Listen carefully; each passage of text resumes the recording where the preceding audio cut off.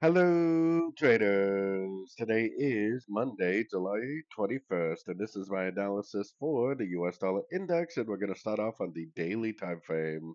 So the daily time frame, I still think this is very likely an A. This is a B, and I still think we're in a wave C. We are sitting at that 78%, and we have a lot of consolidation right here. So if it breaks down at this level, I think it confirms wave C is over. If wave C is over, then it will likely continue the downtrend, making new lows. So, taking it down to the 1 hour time frame, we definitely do not have a break of structure yet. I think it needs to go down to this area right here, which would be an engulfing move to the downside at the daily, in order for us to know that this really is the end of a wave C. To be honest with you, it kind of looks like it might drift up again.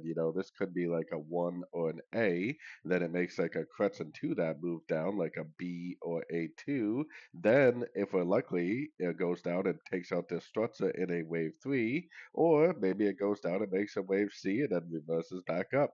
We have to kind of take these things one step at a time because there's really no proof yet that this wave C is over on the daily time frame. A little bit of consolidation at a Fibonacci level definitely doesn't tell us that this trend for the wave C is complete yet. So anyways, don't forget to check out my free Discord channel, link down here in the corner, and take a look at my website, fxpipcollector.com. And as always, thank you for watching and happy trading.